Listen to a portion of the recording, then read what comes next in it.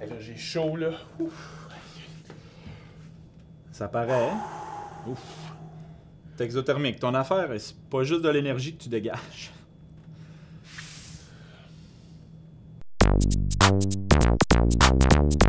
Toutes les réactions chimiques échangent de l'énergie avec le milieu environnant, que ce soit par exemple sous forme de chaleur ou de lumière. On classe les réactions dans deux grandes catégories, soit les réactions endothermiques et exothermiques.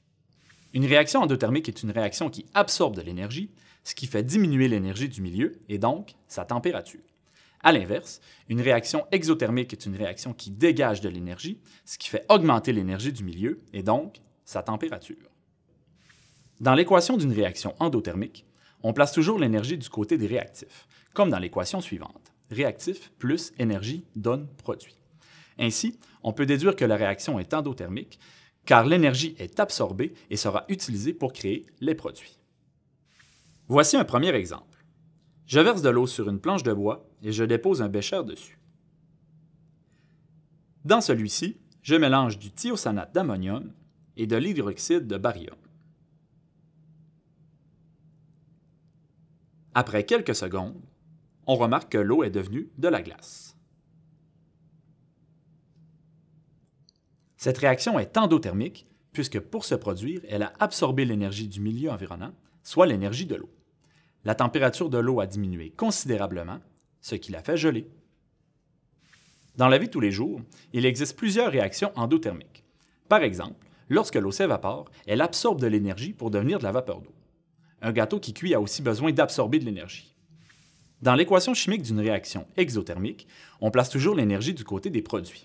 Comme dans l'équation suivante, réactif donne produit plus énergie.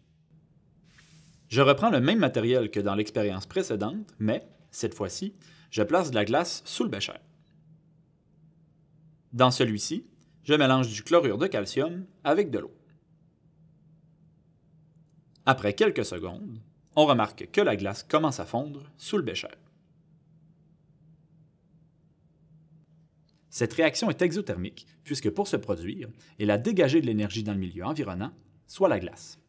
La température de la glace a augmenté considérablement, ce qui l'a fait fondre. Dans la vie de tous les jours, il existe plusieurs réactions exothermiques, telles que la combustion du bois d'un feu de camp qui dégage beaucoup d'énergie. L'échauffement que l'on place dans nos mitaines en hiver en est aussi un bon exemple. Dans l'équation d'une réaction endothermique, ça s'en va toujours par là. On place toujours l'énergie du côté des réactifs, comme dans l'équation suivante.